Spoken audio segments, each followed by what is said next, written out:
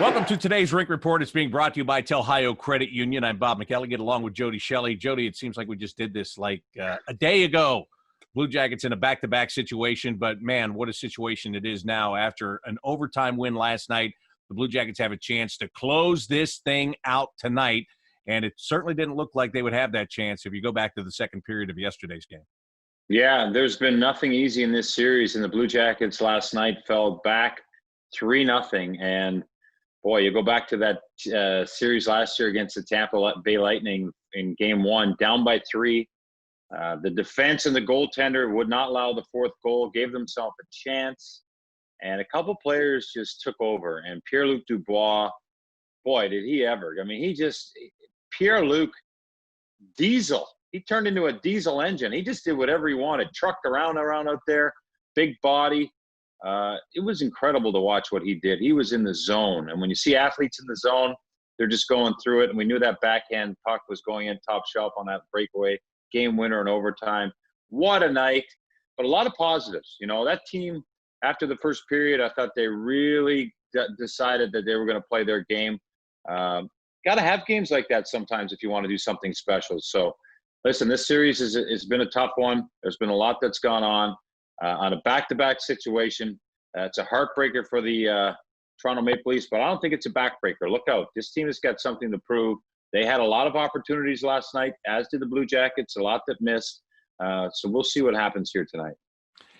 Obviously, Pierre-Luc Dubois was the star of the game, but I want to ask you about Alexander Texier because it seemed like every time he was on the ice, he was noticeable, whether it was taking a shot, whether it was winning a battle, whether it was just stealing the puck off John Tavares' stick and feeding it to Pierre-Luc Dubois for the game winner. What'd you think of his performance? Yeah, we said this guy had to be an X factor. We saw him in camp, and he stood out. I thought he made Wemberg better when he was with Wemberg in camp. There's just something about his game that seems predictable.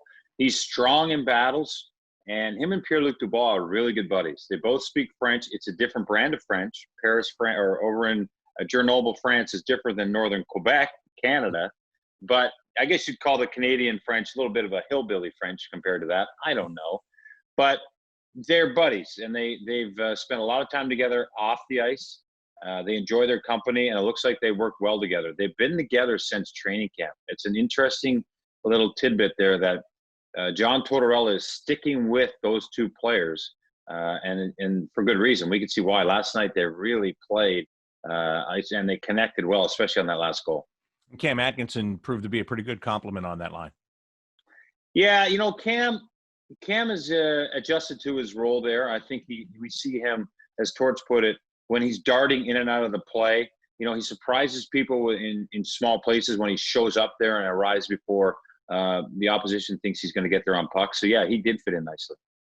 All right, so it's a back-to-back situation, and you've played 5 periods of hockey last night. You're coming back in about 21 hours of turnaround time. So in these types of situations, who do the Blue Jackets need more out of today? Who needs to be, whether you want to call it an unsung hero, or who has to go above and beyond to eat up some minutes or chip in, maybe somebody that normally isn't on that score sheet today? Well, I'll tell you what, it's interesting to see, because if they would have lost last night and played the same way they did in the first, you would have said they didn't get their game going. They haven't played that brand of hockey that we're used to, especially in games 2 and 3, but they didn't. They got that done without some pieces that I think need to arrive. Wemberg barely played in the third. I don't even know if he's going to play tonight. Does he get another chance with John Tortorella? Cam Atkinson did okay. You know, he's a guy that contributes a lot, and he's a guy you always expect more of. Best players need to be your best players in all these situations, especially the big ones. Bjorkstrand, where's Bjorkstrand? He's a player that, you know, had no shots on goal last game. In game 2, he only had a couple, maybe even one in game 3. So he's a player that needs to find the net. You know, he's getting some opportunities, but he's still a little bit on the outside of place. I wonder where he's at. You know, he did come off an injury. Takes him a little while to get going, but they need Bjorkstrand now. And Nick Foligno, to me, he did some good things last night. I like the way he got in the goalie's face. He did some of the intangibles that you need to do in the playoffs. Bumped the goalie. He made an unbelievable play on the back check when Matthews looked like he was going to get a bit of a break. So he was an effort guy, but for me, he's the guy that needs to get on the score sheet. And Boone Jenner did everything except score. I'll give Boone Jenner a pass because he did it from opening face-off to the end of overtime. It was almost like he said, okay, follow me, watch me. This is how we're going to do it up front. And so those are, it's the main guys for the Blue Jackets that need to get going. But anyone that has not got a point or been on the score sheet needs to fire it up tonight.